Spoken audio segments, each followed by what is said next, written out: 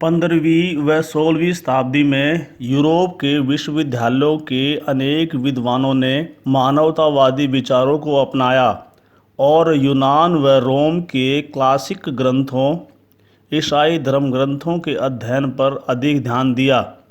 उत्तरी यूरोप में मानवतावादी विद्वानों ने ईसाई चर्च के अनेक सदस्यों को आकर्षित किया। इन्होंने ईसाइयों को अपने पुराने धर्म ग्रंथों में बताए गए तरीके से धर्म का पालन करने का आह्वान किया और इसके साथ साथ अनावश्यक कर्मकांडों को त्यागने की बात की।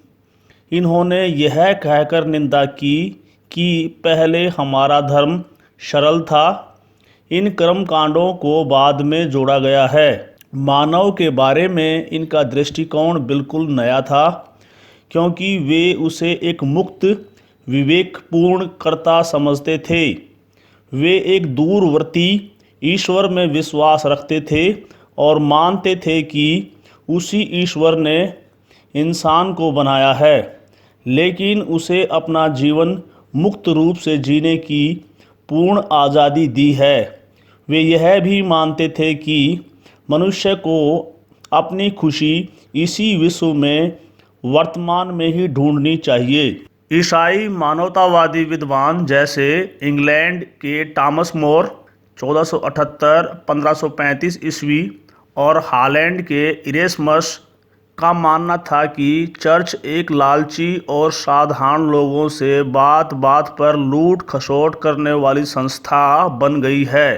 पादरियों का लोगों से धन ठगने का सबसे सरल तरीका पाप स्वीकारोक्ति नामक दस्तावेज था, जो व्यक्ति को उसके किए गए सारे पापों से छुटकारा दिला सकता था।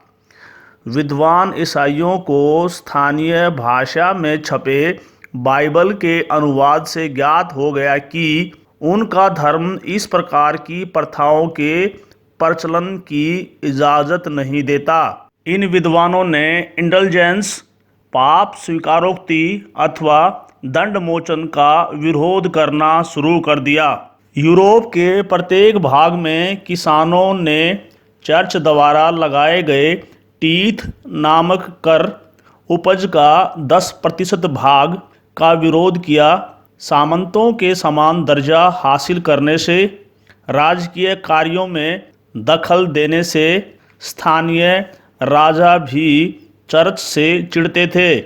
मानवतावादी विद्वानों ने धार्मिक एवं ऐतिहासिक ग्रंथों के गहन अध्ययन के बाद यह साबित कर दिया कि न्यायिक और वित्तीय शक्तियों पर पादरियों का दावा, जो कॉन्स्टेंटाइन के अनुदान नामक दस्तावेज से उत्पन्न होता है, जो संभवतः रोमन सम्राट कॉन्स्टेंटाइन द्वारा जारी किया गया था, यह दस्तावेज नकली है और इसे परिवर्ती काल में जालसाजी से तैयार किया गया था। 1517 में एक जर्मन युवक मार्टिन लूथर 1483-1546 ईस्वी ने कैथोलिक चर्च के विरुद्ध अभियान छेड़ दिया और उसने दलील पेश की कि मनुष्य को ईश्वर से संपर्क साधने के लिए पादरी की आवश्यकता नहीं है। उन्होंने लोगों से आह्वान किया कि वे ईसा में पूर्ण विश्वास रखें। उनका विश्वास ही उन्हें एक सम्यक जीवन की ओर ले जा सकता है और उन्हें स्वर्ग में प्रवेश दिला सकता है। चर्च का मानना था कि आदि पाप के कारण मनुष्य का स्वभाव पूर्ण रूप से विकृत हो गया है। चर्च की परंपरागत शिक्षा यह थी कि बपतिस्मा, ईसाई दीक्षा स्नान द्वारा मनुष्य आदि पाप से मुक्त हो जाता है, किंतु मार्टिन लूथर की धारणा थी कि बपतिस्मा संस्कार के बाद भी मनुष्य पापी ही रह जाता है। मनुष्य धार्मिक कार्यों द्वारा कोई भी पुण्य अर्जित नहीं कर सकता। अतः ईश्वर पर भरोसा रखें। ईसा के प्रति आत्मसमर्पण के फलस्वरूप पापी मनुष्य पापी होते हुए भी ईश्वर की कृपा का पात्र बन जाता है। दंड मोचन इंडल्जेंस के संबंध में चर्च की परंपरागत शिक्षा यह थी कि सच्चे पाप स्वीकार द्वारा पाप का अपराध क्षमा किया जा सकता है, किंतु पाप के सभी परिणाम नष्ट नहीं होते। पाप के इन परिणामों को दूर करने के लिए चर्च पापी की सहायता कर सकता है। चर्च एक निश्चित धनराशि लेकर उस पापी के लिए प्रार्थना कर सकता है और ईसा अपने पुण्य फलों के भंडार में से कुछ अंश पापी को प्रदान कर सकता है। चर्च की इस सहायता को इंडल्जेंस दंड मोचन कहा जाता था। पापी को दंड मोचन तभी मिलता था जब वह पाप स्वीकार करके सच्चे मन से पश्चाताप करे। वह चर्च द्वारा ठहराया गया पुण्य कार्य, प्रार्थना, दान, तीर्थ यात्रा आदि पूरा करे। इस प्रकार चर्च भले लोगों से धन ठगने की संस्था बन गई थी। मार्टिन लूथर ने दंड मोचन के नाम पर लूट खसोट की निंदा की और स्पष्ट रूप से उपदेश देने लगे कि चर्च पाप के परिणामों से छुटकारा नहीं दिला सकता। ईश्वर से संपर्क साधने के लिए पादरी की आवश्यकता नहीं है, बल्कि स्वयं व्यक्ति ईसा से प्रार्थना करे, वह अपने पाप का प्रायश्चित करे। ईसा मनुष्य के किसी पुण्य कर्म के कारण नहीं, बल्कि अपनी दया से ही पापों से घृणा करने वाले व्यक्ति को दंड मोचन प्रदान करते हैं। रोम के पोप की ओर से तीव्र प्रतिक्रिया हुई, परंतु मार्टिन लूथर ने अपनी शिक्षाएं वापस लेने से इनकार कर दिया। रोम ने 1520 में कैथोलिक चर्च से लूथर के बहिष्कार की घोषणा कर दी। इस आंदोलन को प्रोटेस्टेंट सुधारवाद नाम दिया गया। इसके परिणाम स्वरूप जर्मनी और स्विट्जरलैंड के चर्च ने रोम के पोप व कैथोलिक चर्च से अपने संबंध समाप्त कर दिए। स्विट्जरलैंड में मार्टिन लूथर के विचारों को उल्रिक ज्विंगली ने आगे बढ़ाया और उसके बाद जो कैल्विन ने काफ़ी लोकप्रिय बनाया। व्यापारियों से समर्थन मिलने के कारण इन सुधारकों की लोकप्रियता शहरों में अधिक थी, जबकि ग्रामीण इलाकों में कैथोलिक चर्च का प्रभाव बना रहा। अन्य जर्मन सुधारक जैसे एनाबैप्टिस्ट संप्रदाय के नेता कहीं अधिक उग्र सुधारक थे। उन्होंने मोक्ष के विचार को हर प्रकार के सामाजिक उत्पीड़न के अंत से जोड़ दिया। उनका कहना था कि ईश्वर ने सभी इंसानों को एक जैसा बनाया है, इसलिए उनसे कर देने की अपेक्षा नहीं की जानी चाहिए और उन्हें अपना पादरी चुनने का अधिकार भी होना चाहिए। फ्रांस में रेडिकल उग्र सुधारवादी प्रोटेस्टेंटों के साथ मिल गए। उन्होंने यह कहना शुरू कर दिया कि जनता को अत्याचारी शासक को अपदस्थ करने का अधिकार है और उसके स्थान पर अपनी पसंद के व्यक्ति को शासक बना सकते हैं।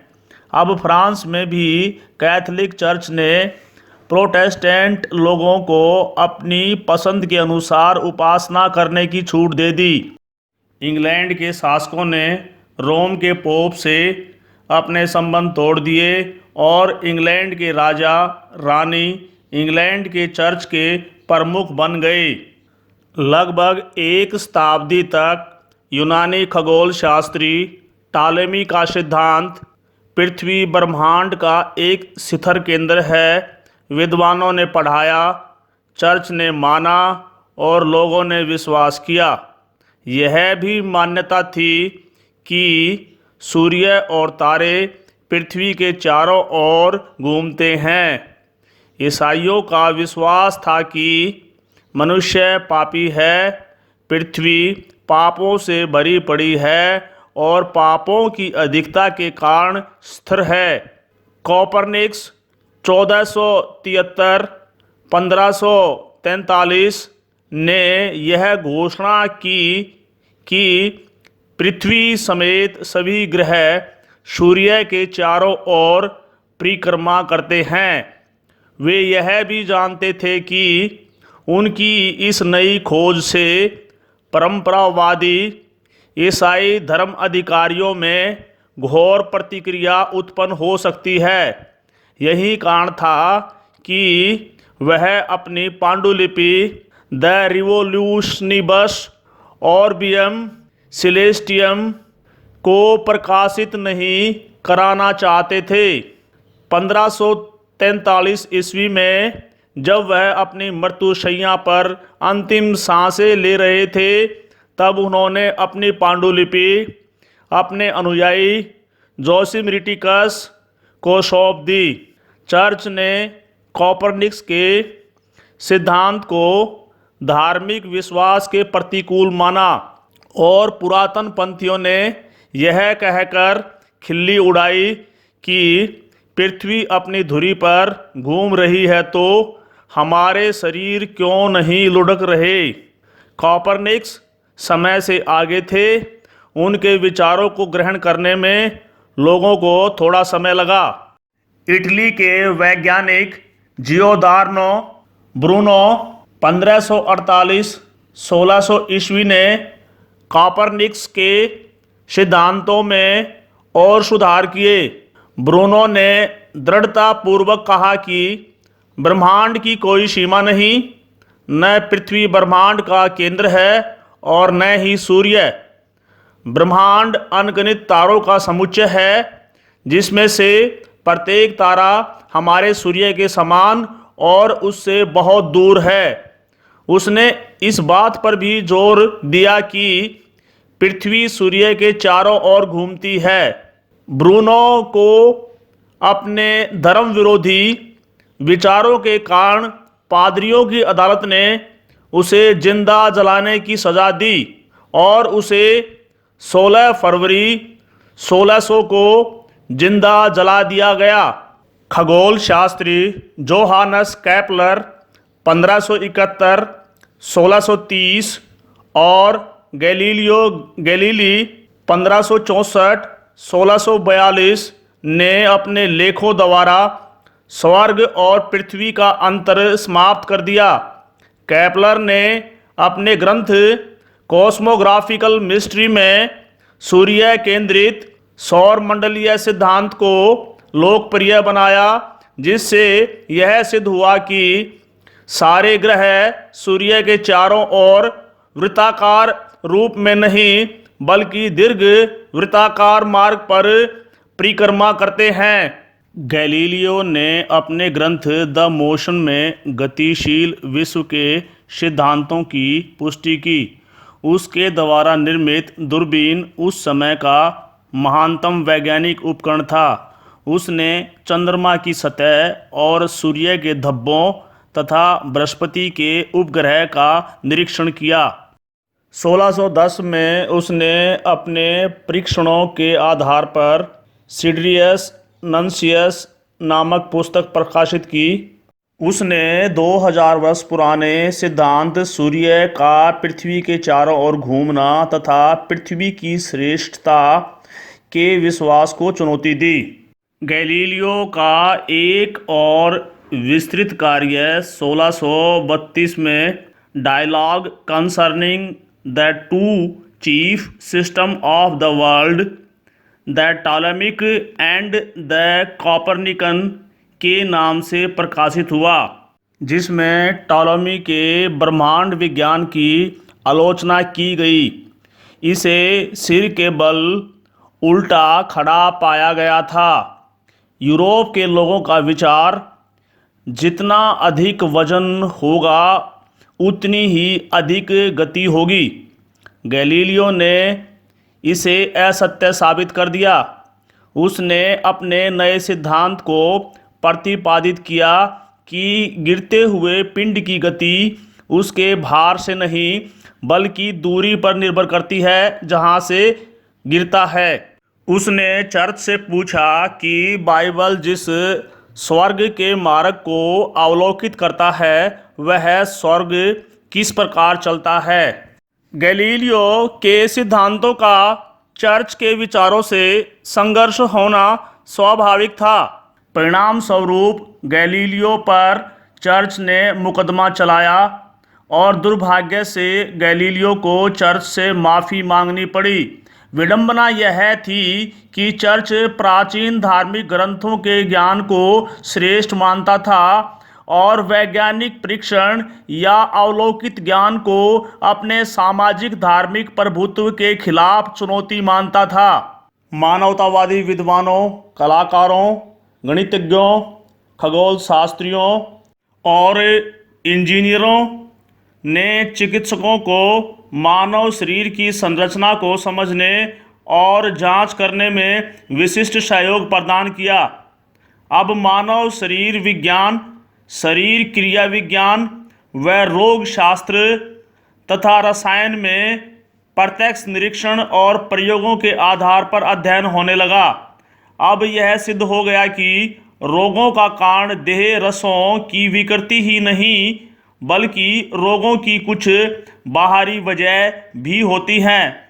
सर्वप्रथम वेरोनीज चिकित्सक जीरोलामो फ्रैक्टोस्टोरो ने बताया कि कैसे रोग एक व्यक्ति से दूसरे व्यक्ति में संक्रमण करते हैं। उनकी रचना द कॉन्टाजियन एंड कॉन्टाजियस डिजीज 1546 लंबे समय तक चिकित्सा के क्षेत्र में मार्गदर्शन करती रही।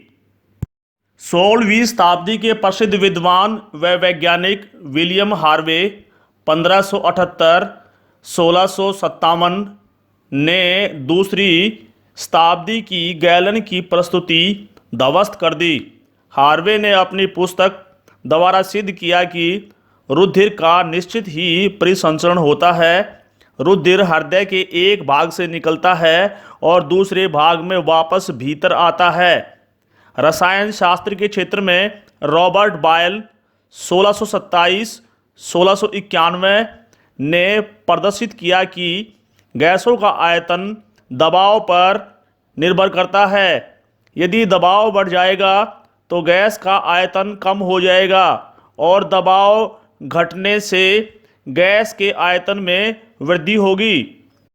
केपलर और गैलीलियो के निष्कर्षों का अध्ययन करने के बाद वैज्ञानिक न्यूटन 1642-1727 ने विचार किया कि ऐसी कौन सी शक्ति है जो ग्रहों को अपनी कक्षा में स्थिर रखती है और अंतरिक्ष में इधर उधर जाने से रोकती है। न्यूटन ने अपने ग्रंथ प्रिंसिपिया मैथमेटिशिया में गणित शास्त्र के आधार पर साबित कर दिया कि पृथ्वी का एक सार्वत्रिक गुरुत्वाकर्षण यूनिवर्सल ग्रेविटेशन है जो आकाशीय पिंडों की गति, गुरुत्वाकर्षण, वस्तु या पदार्थों की पृथ्वी पर गिरने की व्याख्या करता है। इससे यह स्पष्ट हो गया कि विश्व की प्रक्रिया पूरी तरह से समझी जा सकती है। विचारकों विद्वानों ने दुनिया भर के लोगों को बताया कि ज्ञान विश्वास से हटकर अवलोकन एवं प्रयोगों पर आधारित है। वैज्ञानिक आविष्कारों और आधुनिक ज्ञान के प्रचार प्रसार ने यह साबित कर दिया कि चर्च समाज को आगे नहीं बल्कि पीछे की ओर ले जाने का प्रयास कर रहा है। सामंतवाद के पतन के उपरांत राष्ट्र राज्य की महत्वाकांक्षा ने शासकों की शक्ति में वृद्धि की। यूरोपियन शासकों ने व्यापार एवं सैन्य क्षेत्रों में आविष्कारों को प्रोत्साहित किया। 1662 में रॉयल सोसाइटी ऑफ लंदन का गठन हुआ। इसकी बैठकों में जमींदार, वकील, चिकित्सक, वैज्ञानिक, व्यापारी आदि भाग लेते थे। इसने विज्ञान के क्षेत्र में ज्ञान के प्रचार प्रसार के लिए फिलोसॉफिकल ट्रांजैक्शन नामक पत्रिका का प्रकाशन किया। ठीक इसी प्रकार 1666 में फ्रांस में फ्रेंच रॉयल अकादमी का गठन किया गया, जिससे वैज्ञानिक प्रयोगों तथा ज्ञान के आदान प्रदान को बढ़ावा मिला। परिणाम स्वरूप संदेहवादी और नास्तिक लोगों के मन में सारी सृष्टि की रचना के स्रोत के रूप में प्रकृति ईश्वर का स्थान लेने लगी। जिन लोगों ने ईश्वर में अपने विश्वास को बरकरार रखा, वे भी एक दूरस्थ ईश्वर की बात करने लगे जो भौतिक दुनिया में जीवन को प्रत्यक्ष रूप से नियंत्रित नहीं करता।